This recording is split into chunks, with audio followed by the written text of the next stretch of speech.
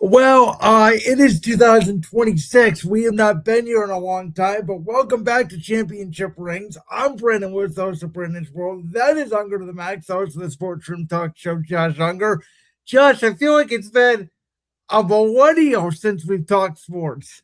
I think so. And well, the sports world said, hey, here you go. Yeah, we have a lot of news to get to tonight, and we were going to do a show right before Christmas break, and then yours truly came back from John Cena's last match. Unfortunately, deathly ill. And if you can hear it in my voice, I'm still recovering a little bit. So give me a week or two to fully bring back my energy. But we got to start with the breaking news that was right before our show came off the air. The Ravens and John Harbaugh have parted ways. Yeah, to be a little bit transparent here, we were going to originally start the show by talking about the Ravens Steelers game that went down on Sunday Night Football, which probably cost John Harbaugh his job because Tyler Loop missed that game-winning field goal, which I think if Tyler Loop makes that game-winning field goal, Harbaugh still has his job. Mike Tomlin would not have his You're job. probably right on that. But, you know, I understand why the Ravens did this. When you've got Lamar Jackson, you've got to show something. And yes, they've been to the playoffs multiple times. Yes, they've won the AFC North multiple times with John Harbaugh and Lamar Jackson. I get it. But to only go to the Super Bowl once and obviously win that back in 2012, that's great. But you're hosting the AFC Championship in 2019. Or no, that wasn't 2019. They hosted the AFC Championship in 2023 against Kansas City. That's what it was. 2023. Thank you. Against Kansas City. That's what I was trying to that's what I was referring to. 2019 was the year they had the number one seed and they lost to the Vrabel Derrick Henry Tennessee Titans. That's okay. That's where I was getting confused. Thank you for the clarification on that. But in both cases, they fell flat on their face. You know, in 2019, they couldn't stop Derrick Henry. And then in 2023, they seemingly forgot to run the ball and asked Lamar Jackson to pass it way too much. And, you know, he couldn't overcome Mahomes. He couldn't overcome Josh Allen. And when you underachieve as badly as they did this season, it makes sense. I mean, for God's sakes, they showed the betting odds the other day. Entering the season, they were the favorites to win the Super Bowl this season. I had them facing the Green Bay Packers in Super Bowl 60 this season. You know, you looked at the Ravens roster. You got Lamar at quarterback, Derrick Henry at running back, Mark Andrews and Isaiah Likely at tight ends. I like Zay Flowers at wide receiver. You know, they probably have the best roster in the NFL. And you underachieve this badly, it's not surprising that this type of change happened. Can I ask you a question, though? Did they underachieve, or was part of this because Lamar Jackson was hurt the whole year?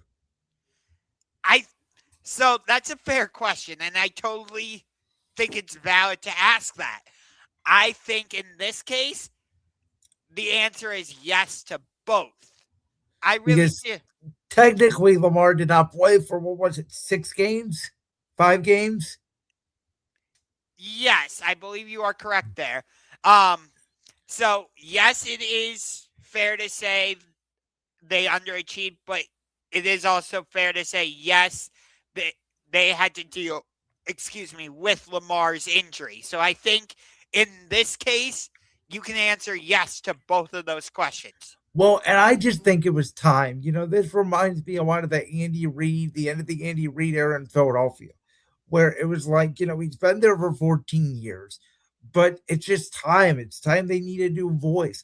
And it ended up working out for both sides. Obviously, Philadelphia got multiple Super Bowls out of it. So did the Kansas City Chiefs.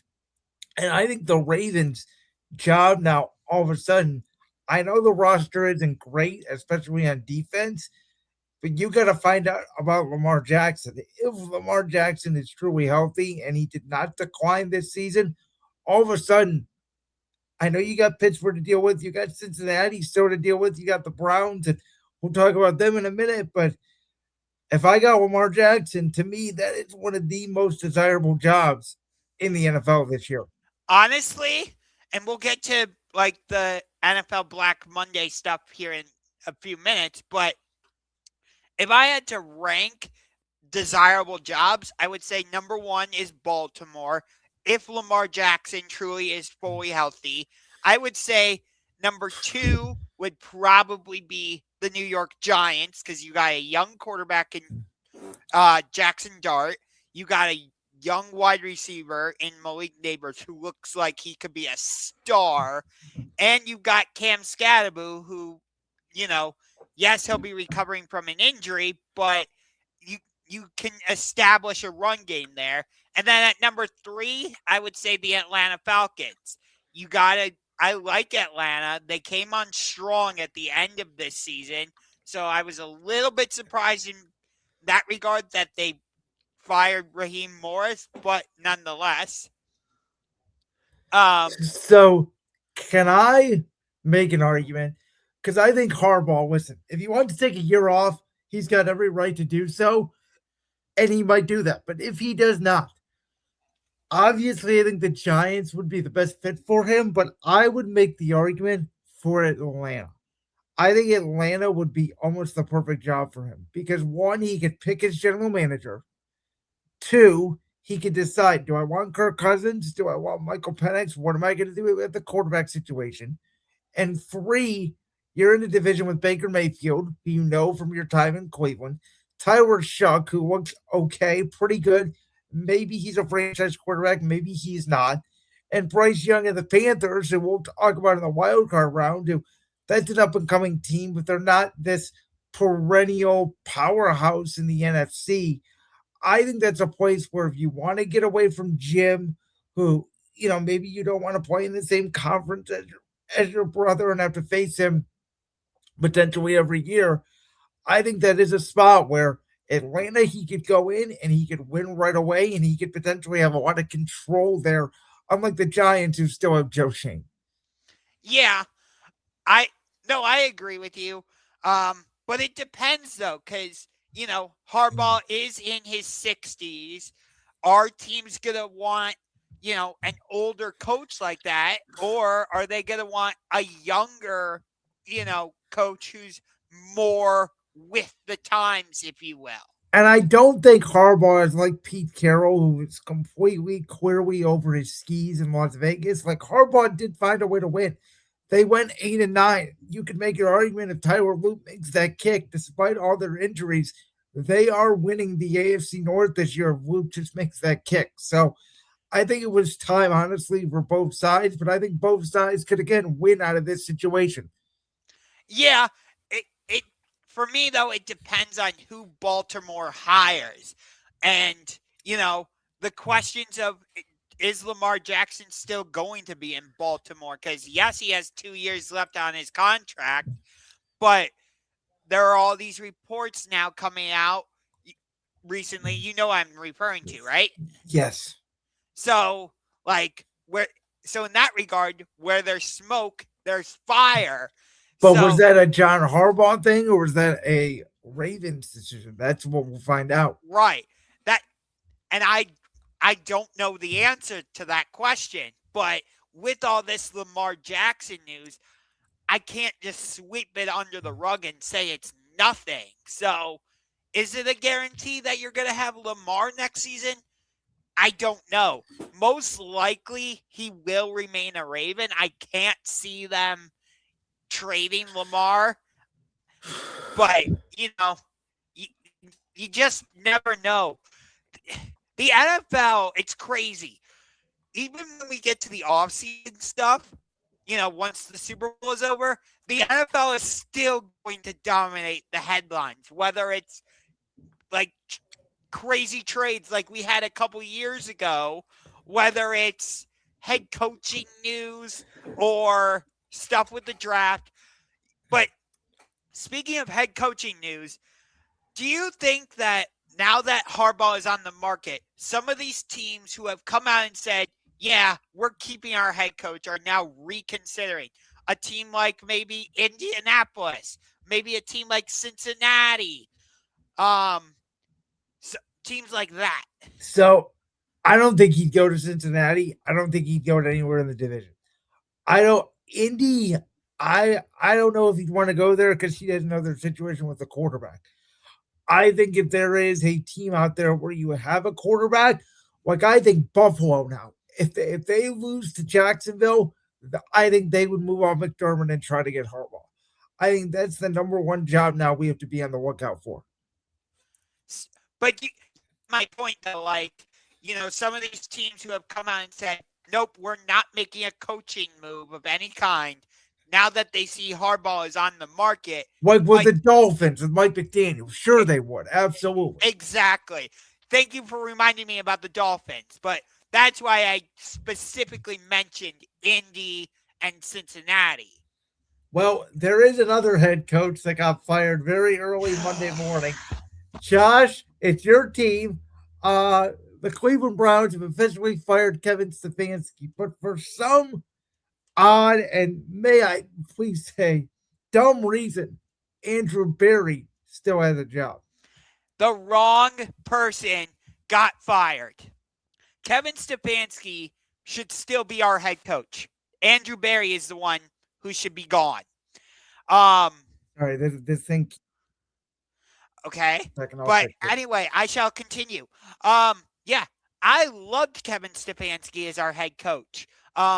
Even when we had 3 wins last season and throughout the season on this show, yes, I said, my defense for him is eroding. But not one time did I ever say, yes, we should fire him. I never uttered those words. I never said that over on my own YouTube channel, Ungar to the Max. I never said those words here. And, I hate this. He was a 2-time coach of the year, brought us to the playoffs twice. In 2023, nobody expected us to make the playoffs. Deshaun Watson, starts the season. He gets injured. We have to turn to the likes of P.J. Walker and Dorian Thompson-Robinson, and then we go get Joe Flacco off of his couch, and we end up making the playoffs. I know I didn't expect that. You probably didn't expect that. Not at all. So isn't that a testament to Kevin Stefanski? And I get it. We've had 13 different starting quarterbacks in his 6 years. Guys like Jeff Driscoll, Nick Mullins, Joe Flacco, Baker Mayfield, Shedeur Sanders, Dylan Gabriel, just to name some of them. I know I'm missing some, but cut me some slack here. I get it. But, Deshaun Watson, there we go. But for me, Stefanski's hands were really tied because here's my thing is go look at Kyle Shanahan for this season. Nick Bosa's injured. Fred Warner's injured. Brock Purdy misses a bunch of games this season. Yet on Saturday night, they were facing the Seattle Seahawks to decide who would win the NFC West and who would have the number 1 seed, meaning the road to Super Bowl 60 would go through your building. You think that's just because Kyle Shanahan is a great coach? A lot of it is because of that, but it's also because their general manager, John Lynch, built a solid roster to where they were able to stay in, the fight and not crumble. Andrew Berry didn't do the same for Kevin Stefanski. I'm not saying that Kevin Stefanski would have gotten us to the AFC Championship or would have gotten us in a position to fight for the number 1 seed, but maybe if we had a better roster to where we could sustain some of the injuries, Who knows? Maybe we could have been fighting for a playoff spot. Maybe we could have been fighting for a division title. You know, like it's frustrating to me because Stefanski brought a level of stability to this franchise that we haven't had in years. You know, I really liked Stefanski as our head coach. I was furious when I heard the news. My fandom for the Browns went like this. Boo! Got shut down. That's how much of a Stefanski fan I am. So I know that he's going to talk to the Giants. He's going to talk to the Falcons. He's going to talk to the Tennessee Titans. And guess what? The Browns play all three of them this coming season. The game against the Giants will be in New York, but the games against the Titans and Falcons, I believe, will both be here in Cleveland. Either way, even though I'm a Cleveland Browns fan, I hope if Stefanski gets hired by one of those three teams, I want him to stick it to the Browns and put it right in. Sorry, I'm not calling him Jimmy Haslam. He is Jerry Haslam. Yeah. And so, I was torn by this news, and I started texting people. I think I accidentally had it in my draft. I didn't text you on Sunday I was morning. waiting for a text from you, but I never got it. On Sunday morning, I was texting people, hashtag thank you, Kevin. The reason for it, obviously, all the reports were out. He was going to get fired. Monday morning news was just the official news. So here's where I'm at. Do I think Kevin Stefanski is a good head coach? I'll be honest with you. No, I don't. I think the fact that he gave up play calling twice was his doom. I don't think he's a great play caller. I don't think he's a great motivator for a head coach, but I also don't think he was given a fair shot. And this roster is so putrid. And Andrew Berry had such a great draft class. Well, guess what? He might have missed on the most important position in all sports, quarterback, and that's all I care about. Dylan Gabriel doesn't even belong in the CFL, let alone the NFL. And Shedeur Sanders may or may not be a starting quarterback. He did not look very good outside of the first half against Pittsburgh the last month of the season. Now, Sunday, he was playing with guys that are going to be selling cars by tomorrow. But now you have to figure out who are you going to get to pair with Shedeur Sanders. I think it should be an offensive mind. I think you have to get an offensive mind to see what you can get out of Shedeur, because now that you have the sixth pick in the draft, you are not going to trade up. You're not going to go get a quarterback. I think Evan Stefanski, if he goes into a stable situation, I think the Giants would be the perfect situation for him. He already has his quarterback. He's got a good offensive line. He's got good weapons. He's got a good defensive line, at least. Their secondary may need a little bit of work, but the Giants are ready to win. I think if he were to go there, he would be successful. I think if he would go to Tennessee, he would not be successful because that roster is not ready to win. But the fact that Kevin Stefanski got fired and Andrew Berry is staying is the issue. I would have had no problem if both of them stayed or both of them got fired. I think the fact that one of them got fired and one of them did not is the real issue. And also, Andrew Berry is going to help lead the search for the new head coach, and I don't like that. What has he done to prove to me that he knows what he's doing? Like, I'll answer that. Nothing. He's done absolutely nothing. Yeah, I agree with you. Now, who are they going to get? I mean, are they going to get an offensive mind? Are they going to get a defensive mind? Are they going to get a leader of men? I think the whole focus should be on seeing if Shedeur Sanders is your quarterback of the future. And I think the best way you do that is to go get an offensive-minded head coach who's been a successful play caller in the past. And no, I'm not talking about Mike McCarthy. I think the guy you go get is Joe Brady, the Bills offensive coordinator, the guy I've been saying for a month. So I think I just read that the Browns have requested to interview Todd Monken, the Ravens offensive coordinator, which I don't think that would be a good fit at all. I think that's a waste of time. I don't understand that at all. My pick, I know he just got fired from Atlanta, but I still really like him. I thought he did a fantastic job, especially down the stretch, even when Michael Penix injured. If Atlanta had just won that game against the Jets, they would have won the division. Well, So, there's your argument. And to me, the AFC North is a lot tougher division than the NFC South. I think Raheem Morris has already gotten two head coaching jobs and failed at both miserably. I don't think he's getting a third. fair. Um, I I know like it didn't work out for him with the Jets, but still, look at Oh, Robert Sala, I would agree. But the problem with hiring a defensive guy is, do you want to take the risk that Jim Schwartz is not your defensive coordinator next year? well, what if that part is true? I do understand that argument. Yes. Um. So, but I don't want Jim Schwartz as my head coach. Look at how he did with the Lions. Not very good. To be fair, that was what, 10 years ago now? Yeah, but still. Um.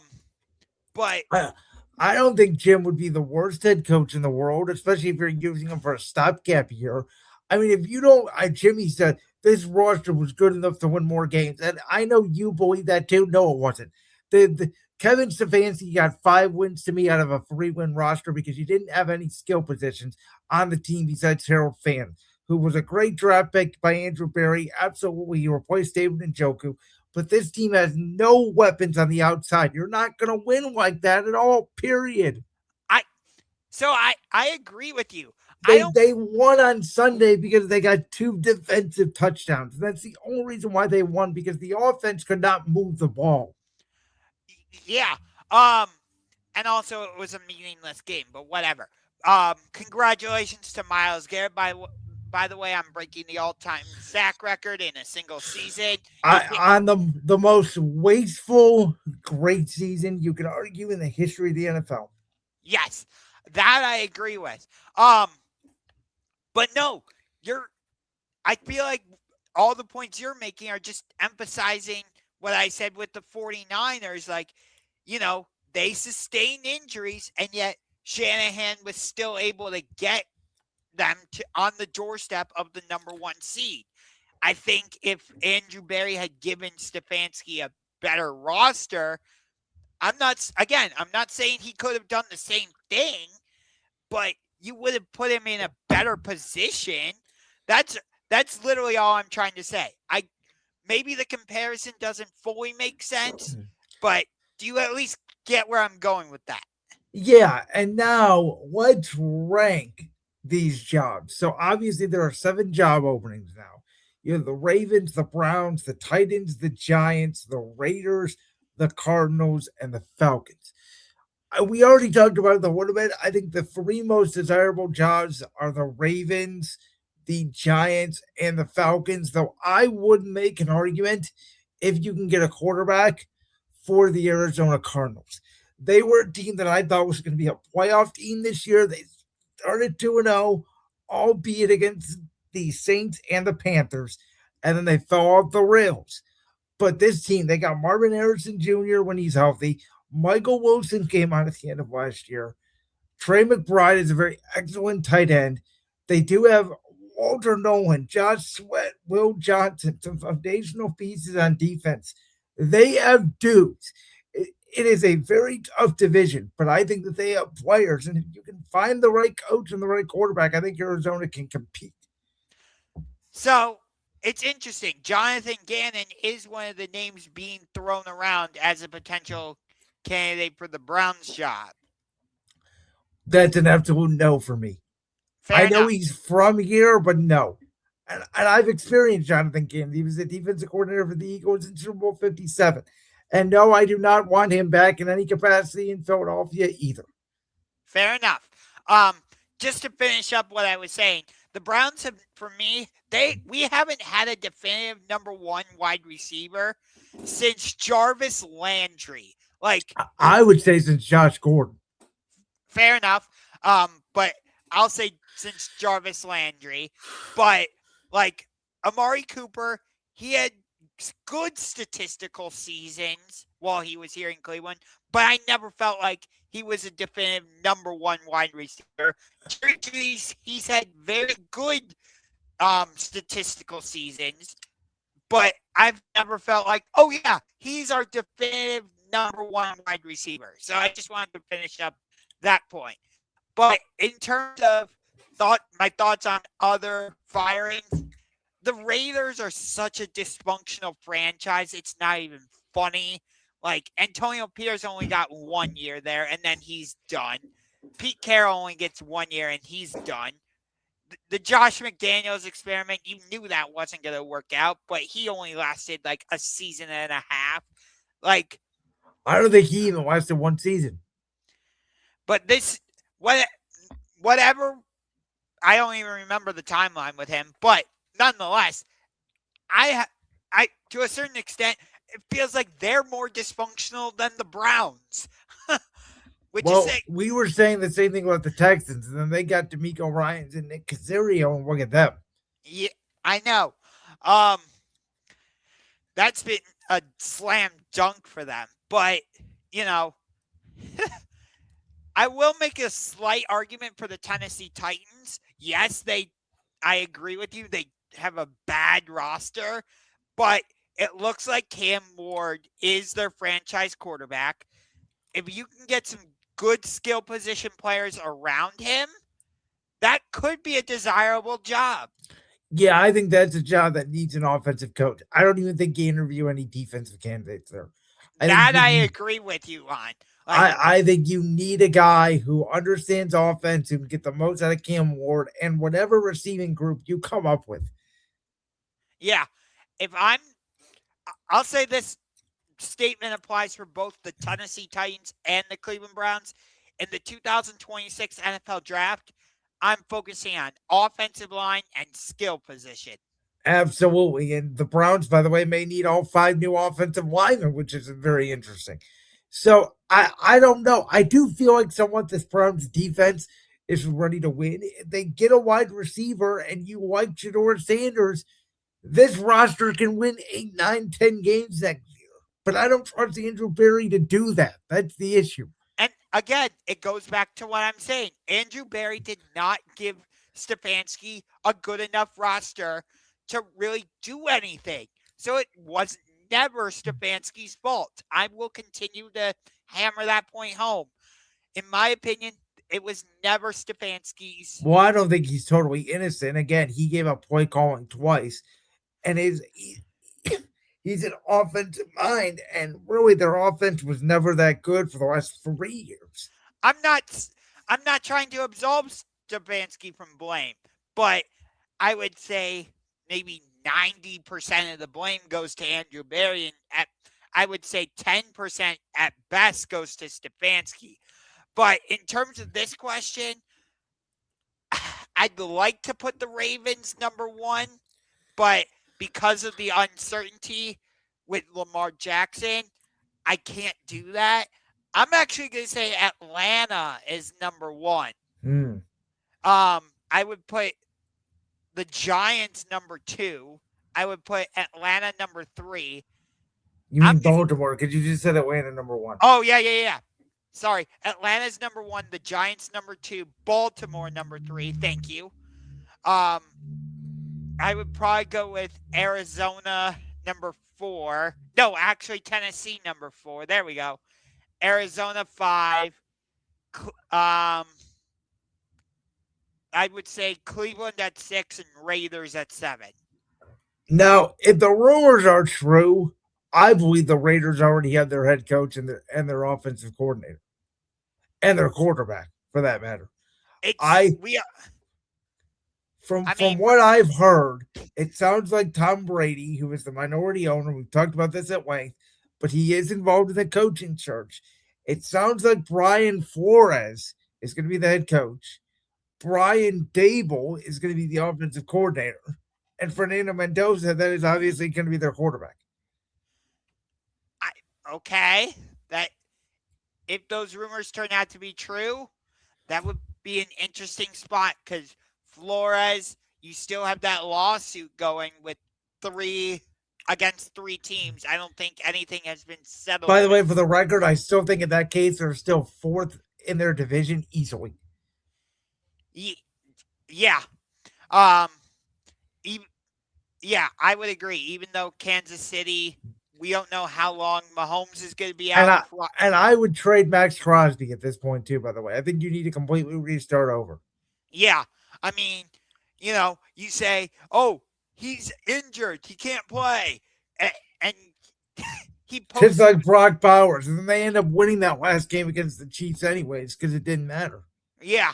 But even in the game against the Giants, like Crosby showed a video of him playing basketball, and Yes, he looked perfectly healthy to me. Like, if that's not a sign you're openly tanking, I don't know what is. But I, so in that regard, Al Davis and Haslam are kind of similar, but because it's like you're one and done with the Raiders, that's why I would put them last and put the Browns slightly ahead. But, the top three for me, like I said, are Atlanta, Giants, and Baltimore, and those three are kind of separate from the rest of the group. Atlanta's the interesting one because what are you going to do at quarterback? Yeah, right. Um, I picked the Falcons to win the NFC South this season because I thought Michael Penix could, put it together. You've got Drake London there. You've got Bijan Robinson, Kyle Pitts. I like what they did in terms of the draft defensively. So I thought Atlanta would be a very dangerous team this season. And on Monday Night Football, they beat both the Bills and the Rams Yeah, they at did. home. And they won 4 of their final games down the stretch. If they would have won a couple of those games early and midway through the season, they would have been the ones winning the division and hosting the Rams in the wild card Well, round. the interesting part of it, their new president of operations sounds like it's going to be the guy working for CBS right now, Matt Ryan. And he's had a lot of defensive head coaches throughout his career, not a ton of offensive coaches. I think Atlanta is going to be the one where you could see a Chris Shula, the Rams defensive coordinator, or some of these maybe under the radar DCs. I think Atlanta is going to be a really interesting one to watch. I agree. I think in terms of like most interesting, Atlanta is number one there. I would say Cleveland is number two. So two separate lists. If you had to guess right now, because I'm not going to ask you about Harbaugh, because we don't know for sure if he's going to be back, if he's going to take a year off. I think if you exclude Harbaugh, we both agree Stefanski's the best candidate. Where do you think he ends up? I would guess the Giants. I would actually agree with you. But And if he doesn't, I think he ends up in Atlanta.